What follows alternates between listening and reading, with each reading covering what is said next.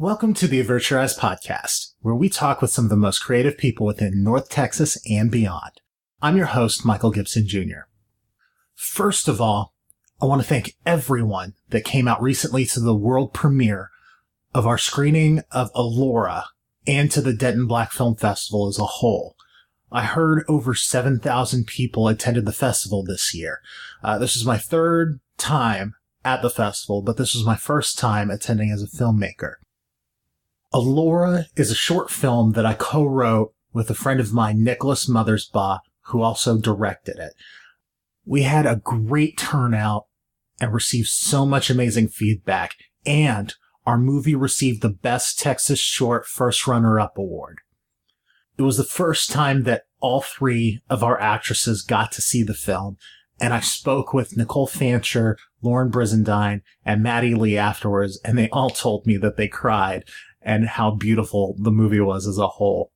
You can follow along on Facebook, Twitter, and Instagram by searching Alora Film to see the trailer and follow us along on the film's journey.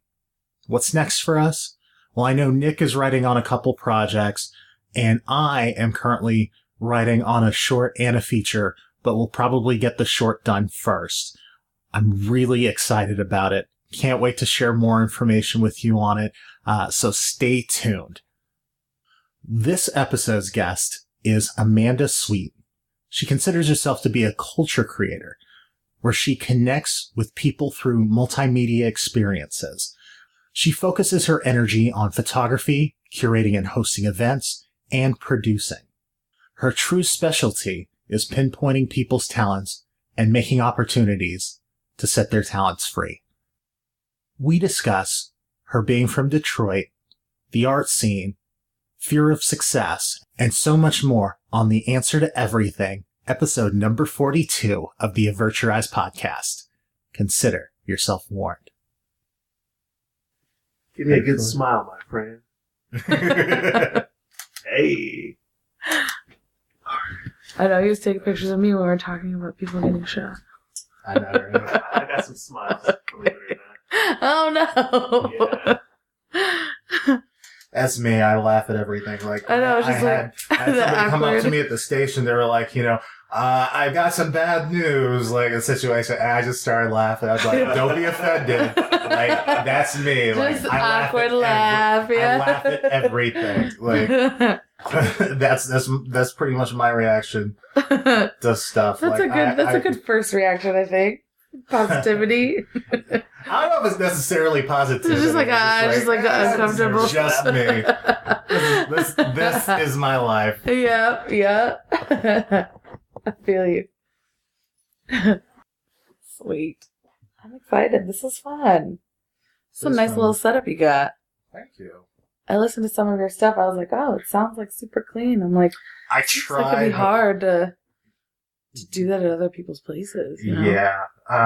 And each one is like a has its own hurdles. Yeah, like Somebody there was got this clock going over here, which that's fine, but I was interviewing an improv friend of mine, and we were at her mom's house, and her mom had a cuckoo clock, and the house was like all wood. Oh, so it's creaky. And so you hear tick, tick, tick the whole time, and then twice it goes off, and I was like, "Is that Edelweiss?" She's like, "Yeah, it is." I'm like, "That's hilarious." Did it stay in the podcast? Yeah, we That's cool. But I laughed so hard. That's nice, though. It's like gives it a little bit of a character, and that's cool. You get to go. Like, I'm so nosy. I'm like, what does everybody's house look like? Not even necessarily. That's the not reason in that why way, I do it, but like I need to be like face to face with people. Oh because, yeah. I want to share in the energy that they bring. Yeah. As we're talking about their triumphs and, those that do share some of their, you get to go and stuff, connecting with them. Yeah. And, you can't really do that quite as well over Skype or over the phone. You miss things. Yeah. You miss a lot of things. And then you're talking over each other. Exactly. Because you can't read the body language. Like, okay. You know, it's like, Yeah. you can't read that if you can't see it. So, no, I gotcha. No, this is cool. This is awesome. It's inspiring to me. I'm like, I want to, those mics I've been looking at for a while, like what mic I want to get next. Cause I'm just like, got a real basic little mini Rhodes, you know, and it's cool. It does things. It does the microphone things. It does the things. It does all the things. It does all the things, but I'm like, I think I wanted to do more things, you know, so. Which I'm recording with the H4n right now, the Zoom H4n, Mm-hmm. and I really want to get the H6n. Okay. Which has more XLR ports. So Okay, I was going to say, what is the difference? The 4 has 2, but the 6 has 4. Okay. Plus the microphones at top. Very nice. And Very nice. so, you know, pardon me if I have more guests. Yeah. Because I've interviewed almost all the members of One Troop in particular. Okay. And so I would love to get them all together and then we just like play around. That would be fun. That would be so fun. And improvise and see where it goes. It could be a train wreck or... But train wrecks are entertaining. So, you know what I'm saying? Like, yeah. I mean, worst case scenario, you tried it. Right. You know. But then I also had a bad episode recently. Well, it's not really bad. I was trying to edit it to get it up for this month. Mm-hmm. And I actually recorded it several months ago, but I've been so busy and had some other projects. It was like, yeah, let me hold on to it. But Yeah. we recorded it outdoors. And, it's such a train wreck. I'm just like, I may Like just have the to- outdoor sounds, all the Yeah. cars and... The car, no, not really the cars, but we were on the back patio of this bar. Oh, And man. There was another bar on the other side of the fence, and there's music blaring, and there's guys playing darts. And I was Just like, people being people. Yeah. But thankfully, I think the two different interviews that I haven't checked out the other one yet. Yeah. But the first one, both of them, they both live here. Okay. But we were in Austin for a big podcaster meetup. Oh, that's that we cool. did, so. That's cool. Very cool. We're heading to Austin the end of this month. Him and the guys that he makes beats with are going to be performing on New Year's. So I was like, let's go. Okay, what do we need to plan? Like, what do we need to do? And I'm like, time's running out. We got to book these hotel rooms because the prices are going up. Right. You know, so just kind of trying to shake, but that's what I do, so it's fine. I know. I need to get my hotel room for the festival because it's going to be too much to drive back and forth. Yeah, you're in Fort Worth? Yeah. I gotcha. So. It's long enough to be like draining, super, super draining. His brother lives in Fort Worth, so we go, and every single time we go, I fall asleep like immediately. This is the longest. You know, but it's nice that it's close. It's nice that like you got Dallas and Fort Worth all on such a reachable radius. It's very nice because we don't have that in Michigan. It's like we got Detroit, then we have like, you know, a couple smaller cities, but the next closest one is like Ann Arbor, and then there's Lansing, and then Grand Rapids, and they're all like 2 hours away, 3 hours away. Wow. Just like, okay, I'll just stay in Detroit then, you know? And how long did you live in Detroit? I lived in Metro Detroit for my whole life, and then we moved here about a year ago. So this is all new. Just trying to figure it out and get the Texas vibe and see what everybody's talking about. And it seems like everybody's talking that talk. They're doing that good stuff. I like it. Yeah. Everybody's trying. What was Detroit like?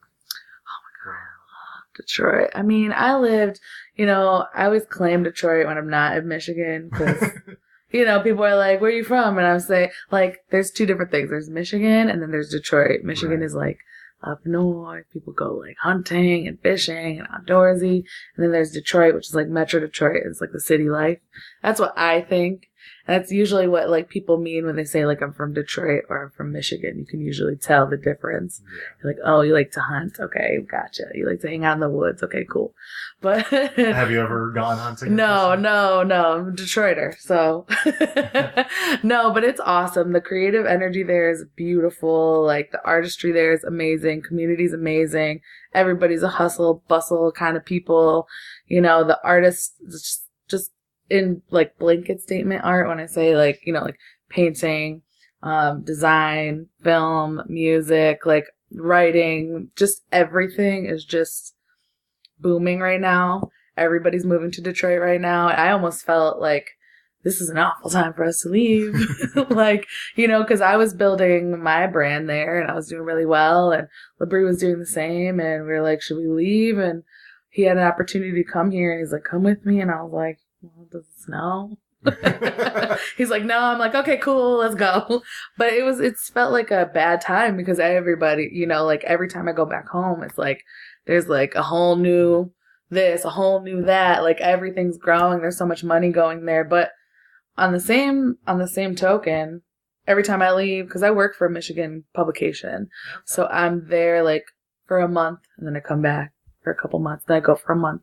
But every time I leave Denton and come back, there's something new here too. Yeah. So I'm like, both places are just like building up so quickly. I'm like, all right, well, I guess I'm in two good places. I can't really complain. You know, it's not like I'm going back to Detroit and stuff's breaking down, and then I'm coming here and it's breaking down. You know, it's very, I'm very thankful for the two places that I'm at right now. So it's pretty cool. I love Detroit. I'm all about it. You need to go. I think you would love it. Like, it's just cool. It's gritty.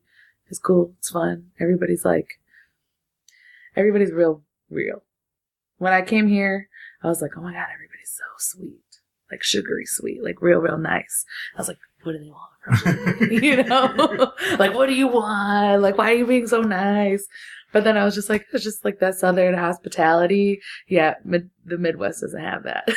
Yeah, like Fort Worth and Denton also. Going to school here, like everybody's so chill and welcoming. Yeah. Dallas is probably closer to Detroit. Probably parts of it. At least I feel like probably more New York, because they want everything like just, in a New York minute. You know what? Just hustle and bustle. Dallas feels like, to me, and I am saying it very broad stroke because I haven't spent like any time in Dallas, because I just don't feel comfortable there. Like, it's too perfect.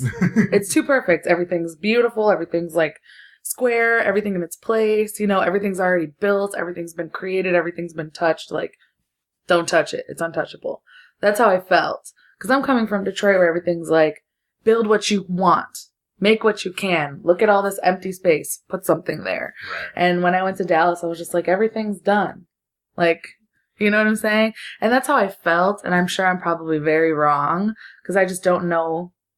I don't know where to go, who to talk to. So I'm kind of trying to, you know, sneak my way in there however I can. So doing stuff like this helps, you know, and just meeting the next person and the next person. I'm just like, show me something cool, you know? Well, if somebody was to travel to Detroit, what are some of the things that you would direct them towards? Well, as far as places, it just depends on what you like. It really depends on what you like. There's a lot of underground music and art scenes happening. It's similar to Denton in the way that they have like house venues. There's a lot of those. There's a lot of hip hop. There's a lot of art. There's a lot of like collectives out there. Places like the Trumbleplex, that's like a house, you know, downtown. They just throw crazy random shows. Like one night you could go and they'd be doing like, you know, a poetry slam. The next night they'll be doing like a feminist, you know, motivational thing. And then the next night they're doing like a stripper, like a stripper show for like designers. And yeah, I've seen that. That was really crazy.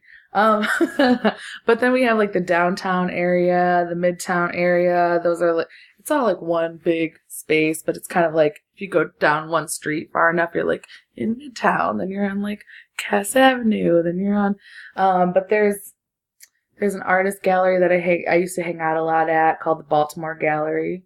They're awesome. They're doing crazy cool stuff all the time.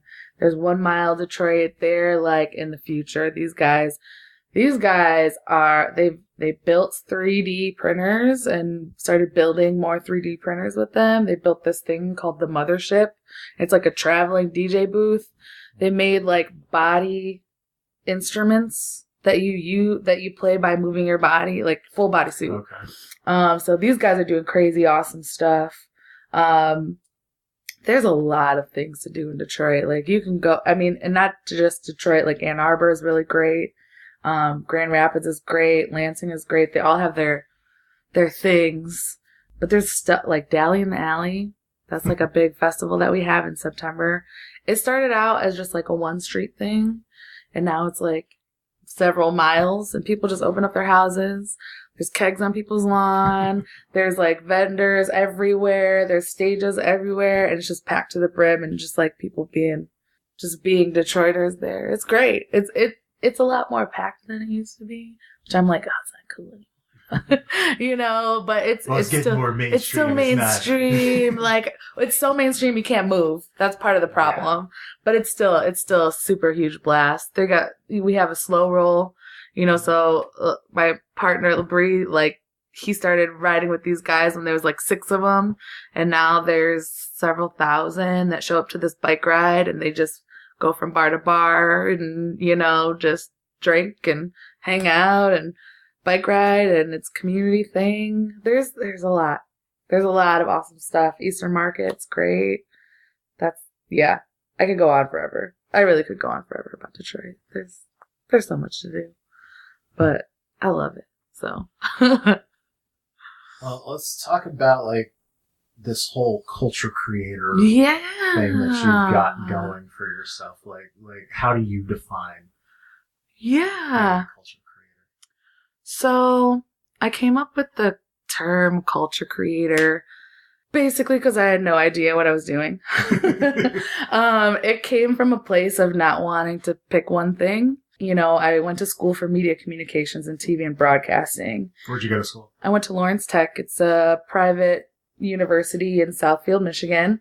But I went because I had a scholarship because my dad worked there. And it's a very fortunate situation. I got a full ride scholarship because my dad did the work. I understand that privilege. Now, what do your parents do? So my dad is a software engineer. Currently he works for Denso. But he also teaches software engineering at Lawrence Tech. So he was a faculty member for a certain amount of years. And the goal for him was to work there so that his kids could get free college, which that was absolutely amazing. And I'm so thankful and grateful for that. But I was like, I don't know what I want to do, you know? But on the other hand, my mother, she's an amazing woman. She sells jewelry at Orange Jewelers in Northville, Michigan. But her story is amazing. She was a victim of human trafficking. And so she got brought to the United States from the Philippines. And her story is incredible. Just her ability to be a survivor and tenacious and excited and loving and caring and giving and just instilling this like independence and strength in myself and my siblings was just like remarkable. So both my parents are huge. Like my mom's she gives me my feisty, strong, independent side. And my dad, you know, is an engineer and a musician. So he gives me that like creative and linear and logical side. So I got the streets and I got the books, you know, so I got that from both sides of my family. And so that's kind of, you know, the parent side. But yeah, my dad was a professor at Lawrence Tech, and he was like, well, if you go somewhere else, you're going to have to find a full ride scholarship or you got to pay for it yourself. And I'm like, okay, well, I guess I'll go there. But I didn't know what I wanted to do. I started out in automotive design. Cause I like to draw, but I was like, okay, I guess I could just go draw cars for a living. And there was just a bunch of like sweaty guys that were like loving cars. And I was like, I don't even know what kind of car I drive. Like, and I drive it every day. So I'm like, I had no passion for that whatsoever. I was like, this sounds like fun, but I'm just not, you know, and I decided to like lean towards psychology. I was like, okay, well, that's a good alternative option. And it wasn't the right fit. And they started the media communications program that year. And I was like, well, that sounds cool, you know? I was like, I guess, you know, I did acting and I had done plays throughout high school, and I was like, okay, I'll check that out. And I was in like the second generation of the program, and it, like, at the time I didn't know it was right for me. I was in it. I was like, okay, I'm doing it because I'm supposed to. I'm in college because I'm supposed to. I'm doing the whole, you know, graduate from high school, go to college thing. But then I took a year off and just did whatever I wanted to do. I was like, let me just see. And I started acting. I started hosting improv classes. I started modeling. I started doing photography. I started shooting video. I started producing. I started directing, and I started writing. And I was like, well, maybe I did pick the right major, you know, but I needed to see for myself. I needed to see, what is it that makes me happy? What am I drawn to? And it was always media. It was always being, you know, just out there with people, creating stuff and making awesome stuff with, you know, with minimal things, as we all know. So yeah, I had somebody say like, well, what do you do? What do you do? And I'm like, well, I do all of it. And they're like, well, you have to pick one thing. You have to pick one thing. And I'm like, well, why? You know, I'm like, I am an artist. I am an organizer. I'm a planner. I'm an entertainer. I do all of these things. Like, why do I have to like take my kidney out or my heart out or my left leg out? You know, why can't I just be one thing? And I was like, well, I could just be a culture creator and just encompass all of those things. So for me, being a culture creator, and I've seen a couple other people use it, and it makes me happy. And I'm sure I didn't come up with it. I'm sure I'm not the first one, and I won't be the last one. But for me, it's just somebody that embraces all parts of themselves and gives it out and makes things happen as much as possible. So the official tagline is, I create and connect with people through multimedia platforms. So that being said, I just like to make cool stuff with dope people, you know? So that's the culture creator. I'm kind of trying to define it a little more now, but it'll change. It changes every day. Yeah, just the way that like media has been changing. Yeah, you just got to go with the flow. You got to be like water, you know? So that's my motto, be like water. Sometimes you got to go with the flow. Sometimes you got to be like ice.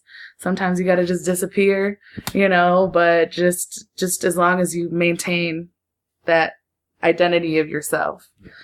So that's where I'm at. So through all the changes with media, like what's the biggest thing that you've seen change? Oh, the biggest thing I've seen change through the years. Accessibility. You know, when I started, it seemed impossible to do all of the things that I wanted to do, like working in a sandwich shop. Yeah. You know what I'm saying? Like, I was working in a sandwich shop, and I was like, well, I guess I have to go, like, sell my soul to a big, huge companies, like, and use equipment, you know? But I've always had the mentality that I can make anything from nothing. So I found ways around having to spend money on anything, which was good because I didn't have any, you know?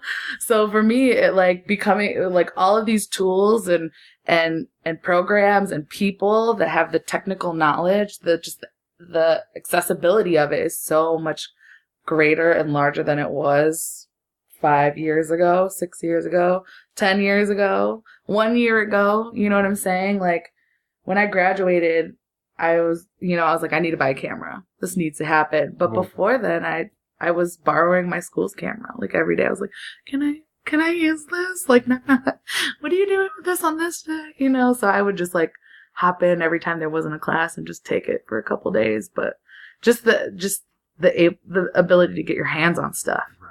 You know, so that for me is the biggest change. And I think it's amazing. And I'm so impressed by these young people, you know, like these like tweens and like 9, 10, 11-year-olds that are like, you know, they got their hands on a camera and they're like just making stuff happen, you know, and they're so talented. I'm like, hell yeah, man, that's awesome. But that for me is the big one. Yeah, in your bio, you were talking about like some of your, you know, hosting events. Yeah. And stuff like that. What got you started into doing that? And can you tell me about like some of those early on events and how you've grown? Sure. I mean, I've always been bossy. And and I say that in a very loving way towards myself. I used to say it in a bad way, but now I'm taking over ownership of that word bossy and realizing that it's more authoritative and a leadership style than anything. But I've always been called bossy, and I've always, there's always been that, like, those side remarks where it's like, oh, you're so bossy, or you're so this, or you're so that. And I've kind of grown into that. And when I took a break from school, I was going through a lot of depression, just not knowing who I was, dealing with some abusive relationships, dealing with not understanding how to connect with my mom, who we both had a very different upbringing, obviously. So I was, I secluded myself, and I took myself away from my support system and said, like, what do I need to do? And I'm all alone. I kind of did it to myself, but at the same time, it was worth it. And I was like, what do I need to do to make myself feel good? What do I need to do to make myself happy? And I started going to, like, hip hop shows. I started just showing up. I was taking acting classes at the time, and I was like, wow, there are people out there that are getting paid to act. Like, that's a thing. Like, what else are people getting paid to do? And I, went on Twitter and saw that there were house shows, and I was like, oh, there's like rappers out here, like, actually doing stuff. So I would just go and hang out and watch the show. And then I started, like, checking out fashion shows, and I started going and, like, finding myself being, like, extra critical, like, of everything. I'm like, oh, they should have did the lights differently. Oh, they should have put the chairs here. Oh, they should have somebody standing over there.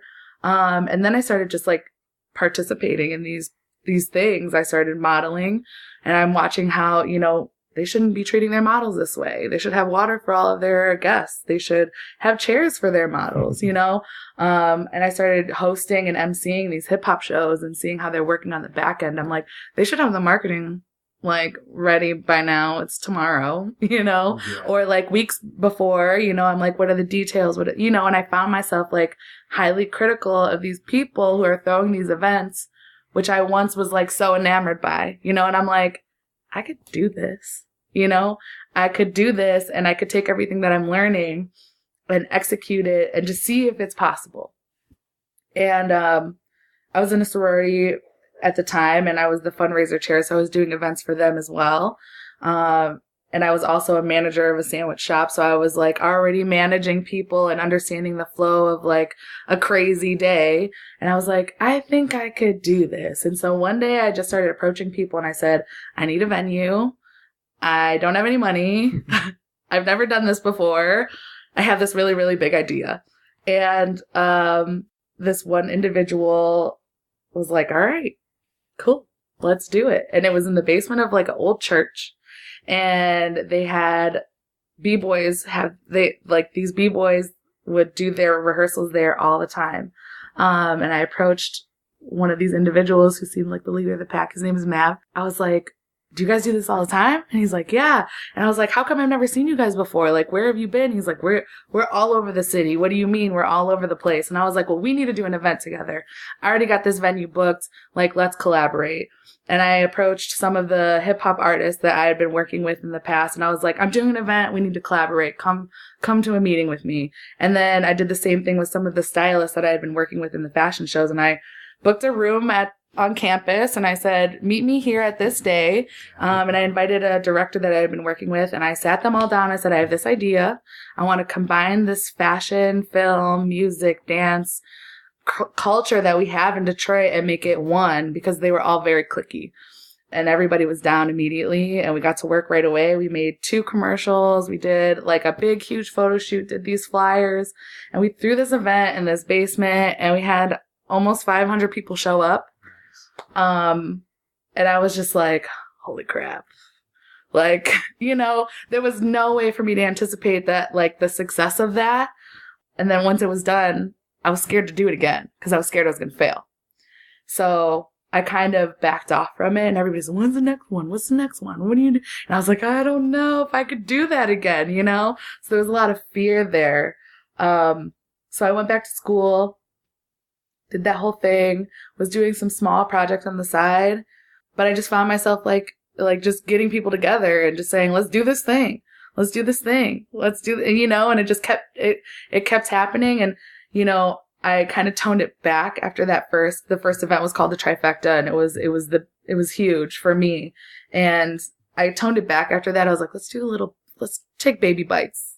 We know we could do the big thing. Let's just try it and do something more consistently on a more consistent basis. So I did an improv show for the summer.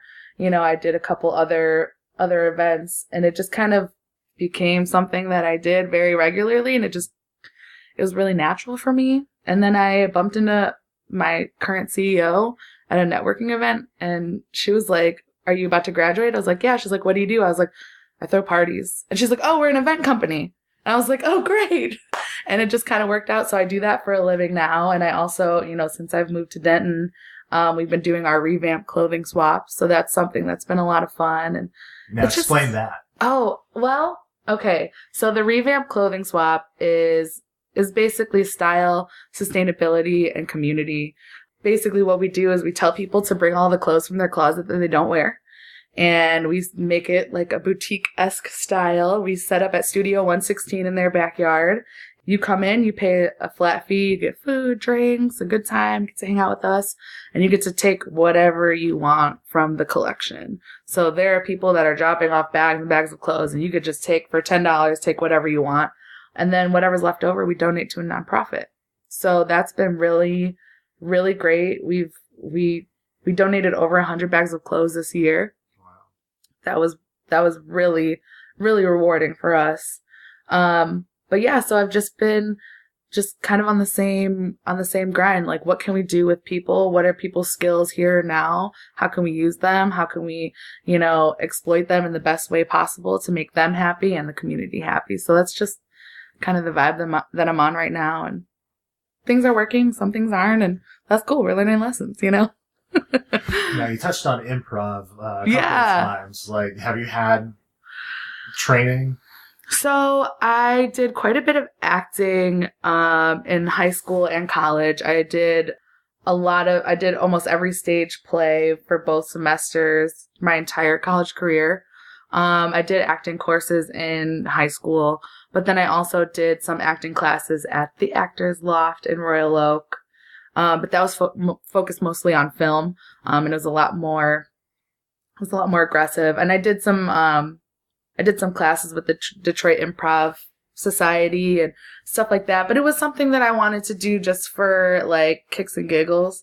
Yeah. It was one of those things where it was like, I have a bunch of friends that are actors that are not working right now. Like, how can we just keep each other sharp and have a good time? It's summertime. We don't have anything to do at 8:00 on a Tuesday night, So it was just something that I was like, let's just see how that goes. So training, I'd say yes, I do have some training. I definitely think I need to do more. I haven't acted at all since I come to Texas.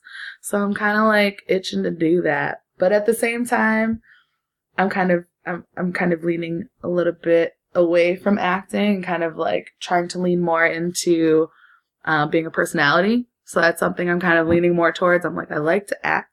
I like to be other people, but I love myself. I want to be me. I want to be me on stage. That's my goal. So goal is to be bigger than Oprah. So, she did that by acting like other people as well. But, I want to lean more into the personality thing, Yeah. But I tell everybody that you can benefit and take something away from doing improv. It's amazing. It's so amazing. Improv has definitely changed my life. Oh, I love it. Okay, wait. What's your favorite thing about improv? Just knowing that, like I've done stand up, and it's just you. Yeah. But and you have nobody else to depend on. But like when I've done improv, like I know that like I'm there with my troupe or my scene partners, and I have no idea what's gonna happen. But I am so much more comfortable being in that situation in There's improv trust. set. There's trust. It's a trust. Yeah.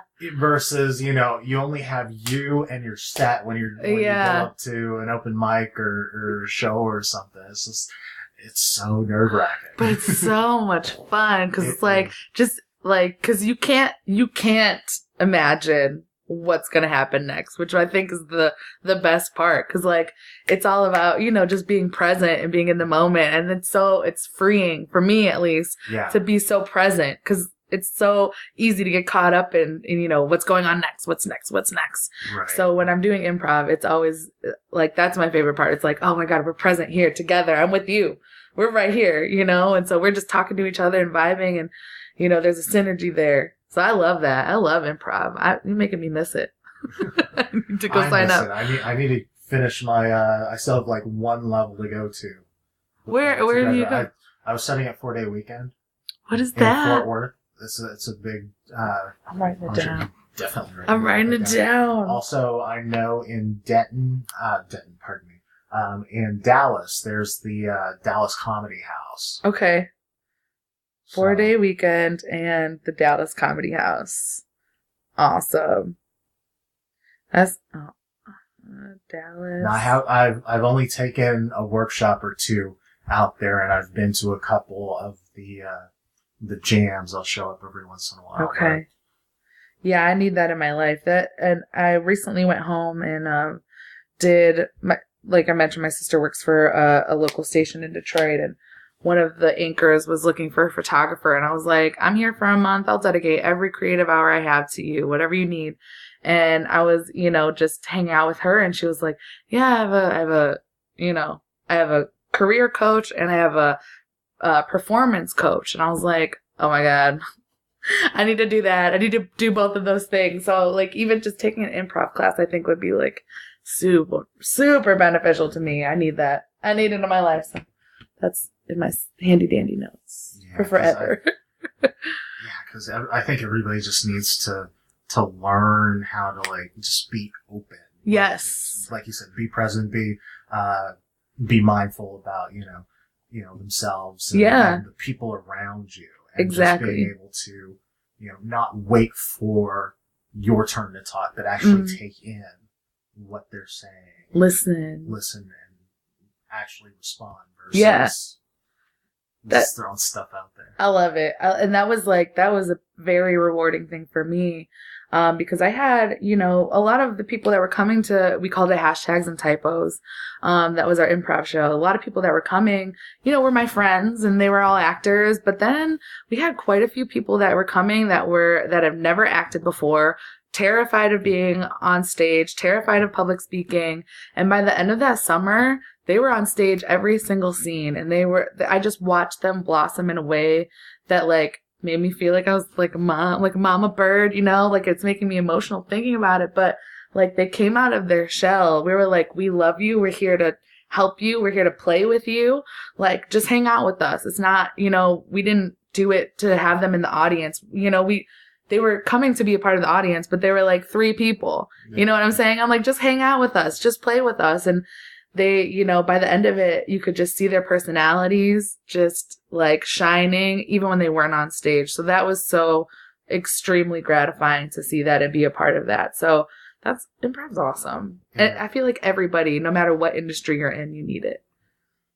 I mean, aside from like your first time setting up that show, where, you know, you had 500 people show up, what has probably been like one of the most memorable experiences that you've had?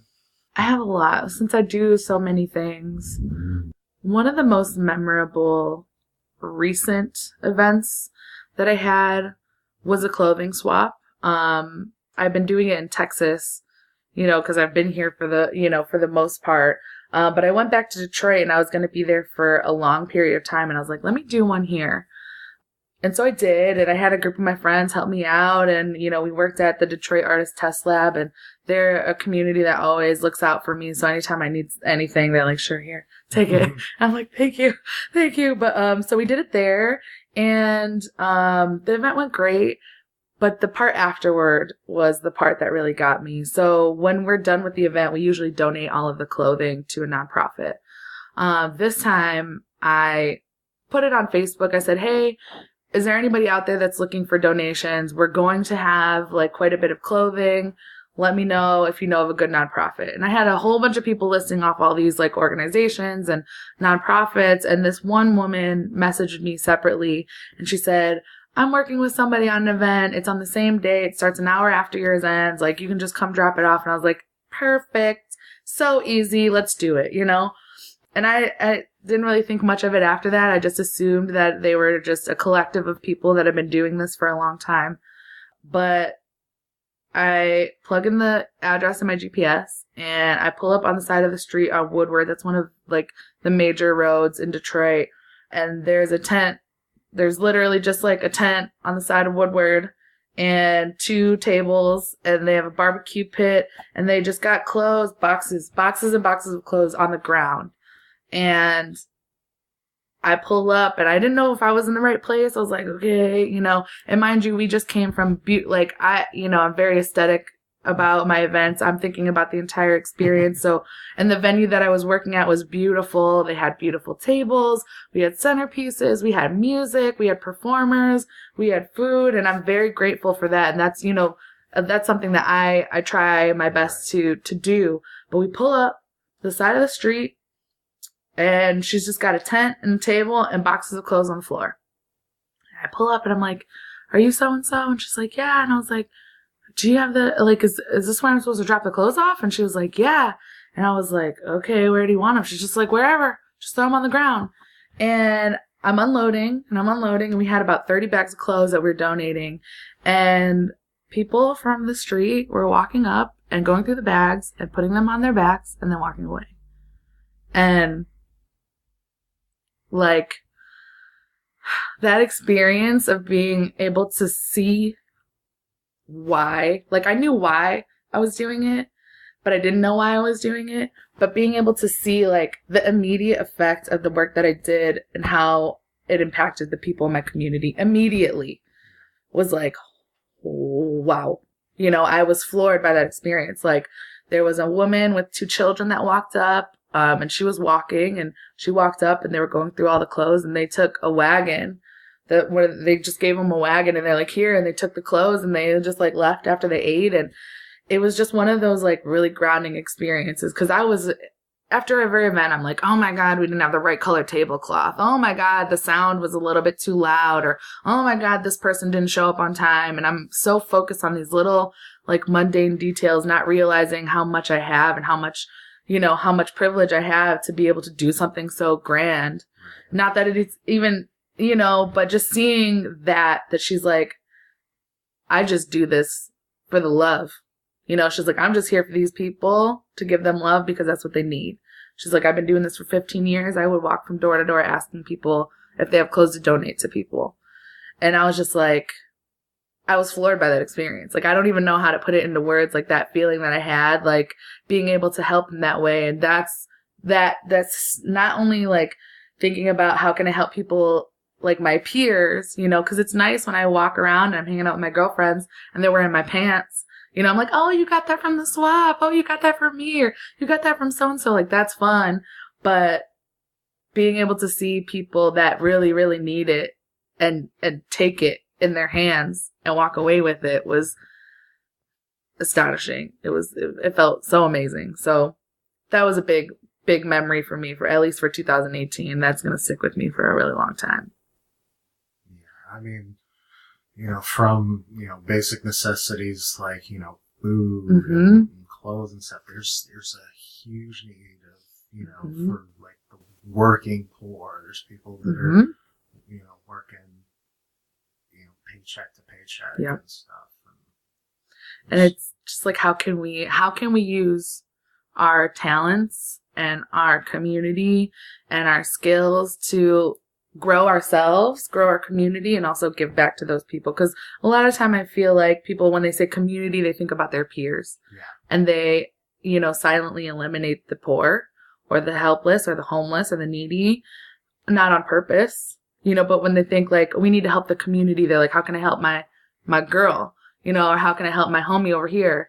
And they're not really thinking like, how can I help this person that I'm walking past on the street that's on the ground sleeping there, So for me moving forward, I want to make sure that these donations are going directly to the hands of the people that need them as much as possible. And then also being able to give back to these nonprofits, because those people are doing amazing work too.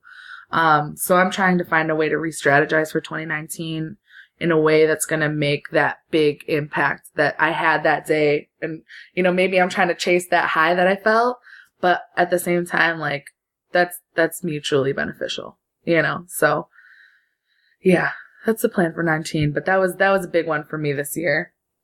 Now, if somebody's wanting to, like, follow up with you on, like, social or whatever, Yeah. like, how are the ways that they can get in contact with you to see when one of these are going to pop up, pop off? Yeah. Instagram is the way for me. My Instagram is AmandaSweet106. But I also have a Facebook page. It's also AmandaSweet106. You can message me on any social media platform. I mean, I have a Twitter, but I never use it.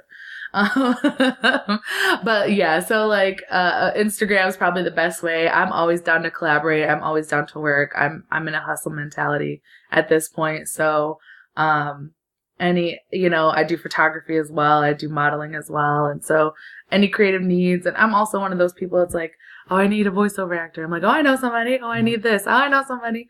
So if you need a resource, if I have access to someone, you know, I'll plug it if I can. If I can't, I'll help you find one. So Instagram is probably the way. And my email address is on my Instagram too. Very cool. Now, if somebody's like,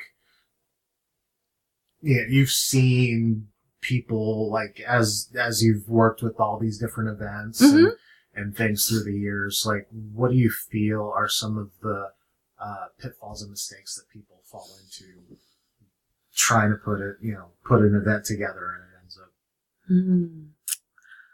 I think the biggest mistake people make, and I make a lot of these mistakes too, I'm still learning a lot.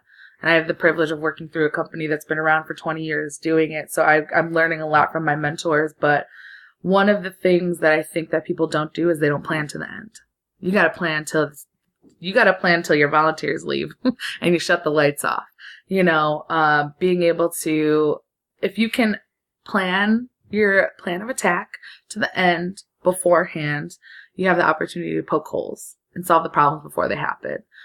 So that's a big thing that a lot of people that are throwing creative events and working with their friends and working within their community and just trying to get something to happen, they forget that you have to really organize these things. Yes, you want to be free flowing and you want to do, you know, kind of let things happen as they come. Because that's how I used to do. I'm like, let's just see what happens. You know what I'm saying? Like, let's just figure it out, you know, but like knowing what your needs are before you need them and being able to fill that void ahead of time is very, very key. And that all comes from planning.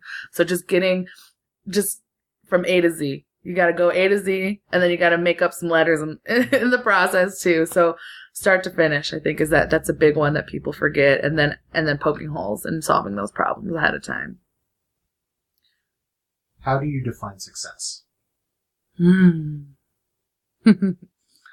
trying to figure that one out. How do you define success? It's a fleeting feeling. Success is fleeting because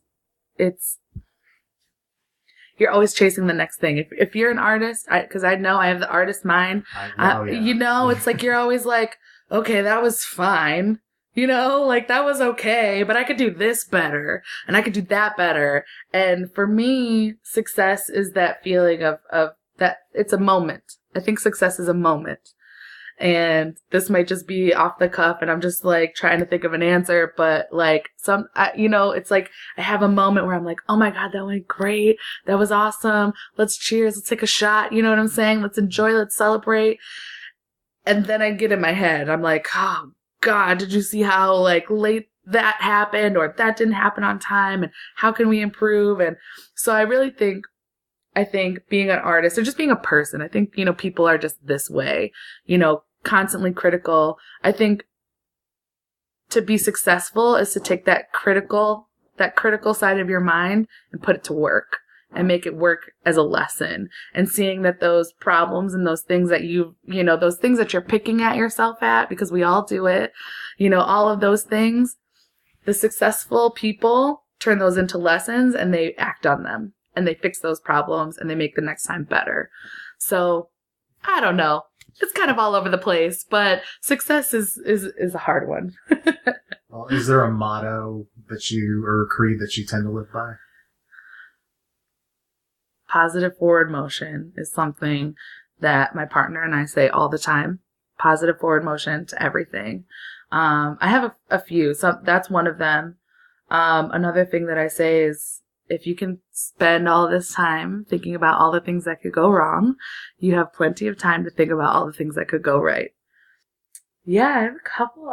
There's a couple more out there, you know. Be like water. That's another one for me.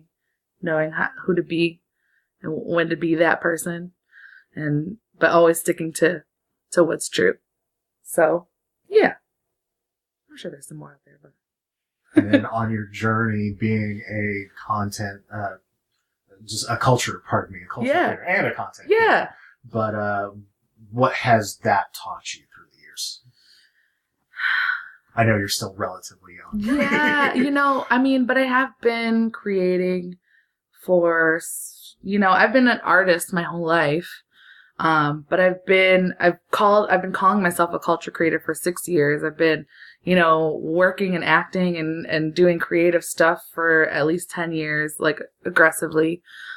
It's taught me that there isn't one thing and there's never going to be one thing. There's no answer. There's no answer, because I'm constantly seeking, like, who am I supposed to be? What am I supposed to be doing? How am I supposed to be doing it? And there's no answer. It's not A, B, C, D. It's not true or false. It's not 100% or 0%. It just evolves, and it's constantly evolving. And it's that ability to just go with it and just be open to it and just be present in that experience, and just being able to just say, this is who I am right now, and I love it. And I'm going to just live it 110%. And if I'm somebody else tomorrow, I'm going to be honest to that, But I think constant learning, constant that willingness to learn, the willingness to grow, and the willingness to share what you've learned. So all of that stuff, just, and people, if there's anything that's a common thread between all of the different things that I do, is people. I love people. I love sharing with people. I love being around people. I love giving to people. So just being passionate about people and the people around me. And then what would you tell your younger self? What would I tell my younger self? I would tell her that perfectionism is a disease. There is 0 point in trying to be perfect. I was constantly trying to be the perfect daughter, the perfect sister, the perfect friend, the perfect student, the perfect artist. I was constantly striving for perfection and always falling short. And it wasn't until I moved to Texas that I really realized that I'm never going to attain perfection. And that's not a bad thing, because perfection doesn't exist. And that being able to just take the risk regardless of the outcome is so much more worth it than being too afraid to fail. So that's what I'd tell her. I would tell her, you got this, girl. I love you. Just go do it. Do whatever you want. And then is there anything else that you want to... Anything else that I want to... say? Or... Just do it. Just do it. Be like Nike. Shia LaBeouf. Like, the time will never be right. You will never have enough knowledge. You will never have enough wisdom. You'll never have enough skills. You'll never have enough money.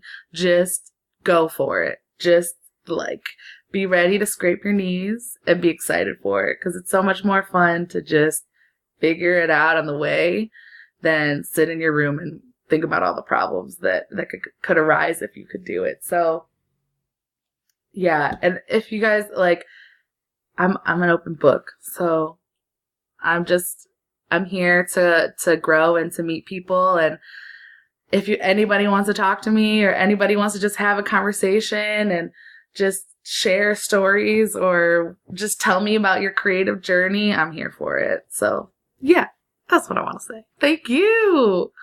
That was a lot of fun. That was fun. I didn't even know we started. I thought we were just talking. We were, and I thought he was going to go back out. And I was like, well, we're already in it, so let's just go. I liked it. That was awesome. That was a lot of fun. I'm very thankful that you do this, and it's like, I think we need it, and you're great at it. So this was wonderful. Thank you so much. Thank you. Yeah. That's the podcast. Thank you again to Amanda Sweet for sitting down with me. Don't forget to follow her on Instagram and check out some of her photography work and more. Keep up with the Avert Your Eyes podcast, or check out past episodes by visiting our website, avertyoureyespod.com. There you will find everything you need to subscribe to the podcast, with links to Apple Podcasts, Stitcher, Spotify, Twitter, Facebook, and so much more. Go to www.avertyoureyespod.com, and don't forget to leave a comment or review. Thank you so much for listening. I'm Michael Gibson Jr., and until next time on the Avert Your Eyes podcast, consider yourself warned.